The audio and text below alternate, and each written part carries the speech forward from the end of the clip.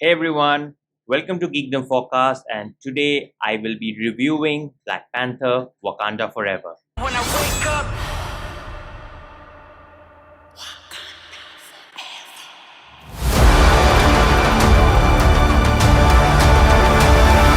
Black Panther Wakanda Forever was one of the most anticipated movies of Phase 4 of the Marvel Cinematic Universe.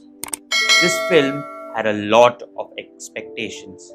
It had to prove itself to be a worthy sequel to the cultural phenomena that was 2018's Black Panther. It had to pay tribute to Chadwick Boseman, who embodied the spirit of T'Challa. It also had to introduce a classic Marvel character called Namor. It had to close out the Phase 4 of the MCU and set up the next Black Panther. That's a lot in director Ryan Coogler's hands. But let's just talk about the sincerity of this film. Black Panther Wakanda Forever is a film which is about grief, denial, and acceptance, and a tribute to Chadwick's T'Challa. The women in this movie are the real heroes and are always on the spotlight. There are three essential characters in this movie: Shuri, Nakia, and Queen Ramonda. They are the ones who drive the plot forward, and for a long time in this movie, there is no central character. Wakanda is grieving at the loss of their Black Panther. Shuri tried her best to save her brother through her mastery of science and technology, but she could not. Ramonda is pressured by the world to share the wealth, knowledge, and resource of a country, well, mostly vibranium. Nakia has secluded herself from Wakanda for she needed time to grieve.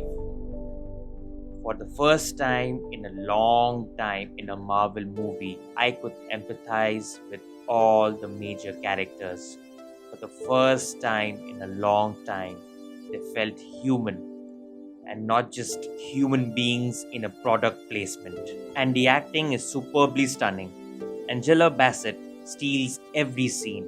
Her pain as a mother who has just lost her son, her husband few years back, and later the kidnapping of Shuri at the hands of a mutant invader felt so real. Even with the added pressure from nations to conform to the rules, to their one-sided style of diplomacy coupled with the perils and dangers of Namor, she never breaks.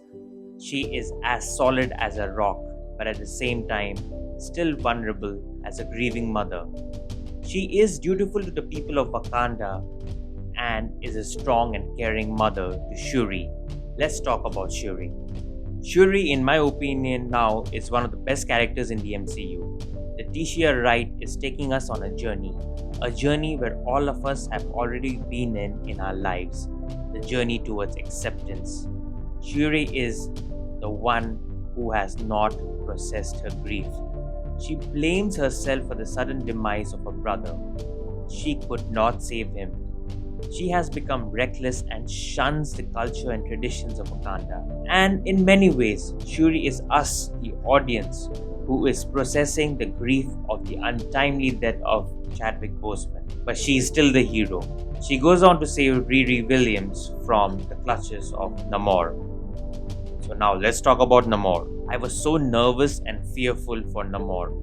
What will Namor be in the MCU? Will he be relegated to lame Marvel jokes just for a few cheap laughs? Or the Atlantean with the battle cry of Imperious Rex? Tenoch Huerta works really well for the MCU's Namor.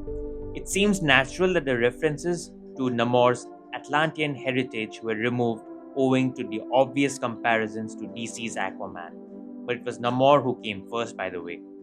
Tenoch has a commanding presence of a royal king who means business and should not be trifled with. Vibranium is the resource which binds Wakanda and Talokan. Namor chooses to live in secrecy away from the hostile and selfish world of man. He represents a Wakanda during the time of T'Chaka, who was blind towards the rest of the world and loyal to only his people. Now here's some spoiler. It's only after the death of Queen Ramonda in the hands of Namor where things go into fifth gear. Shuri by now has witnessed all the pain in her life. Her loved ones are all but gone.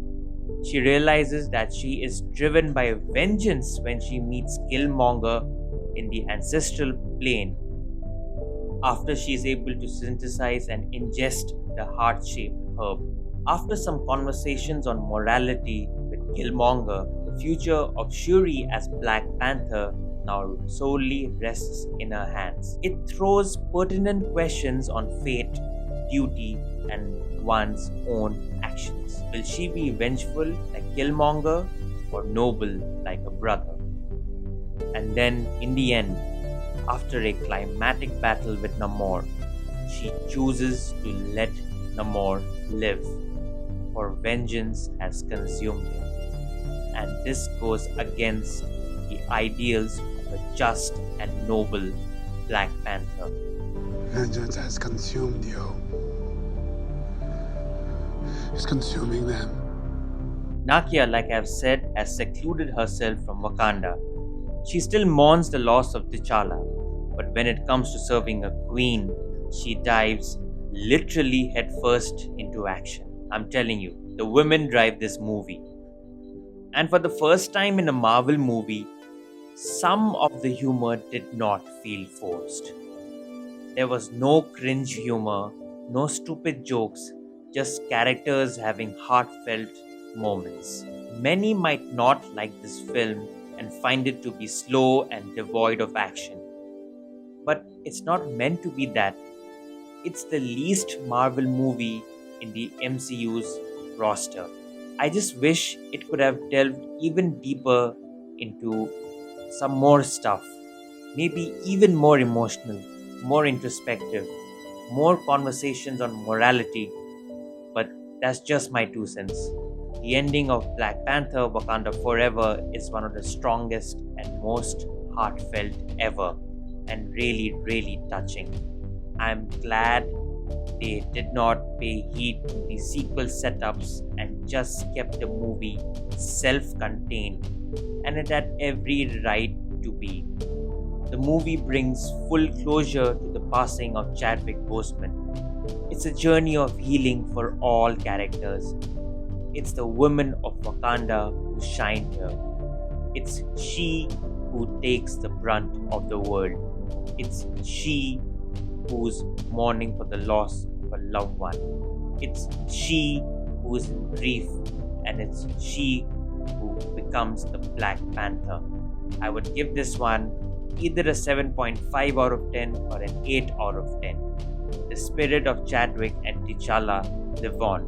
The legacy of the Black Panther is cemented, and the adventure continues.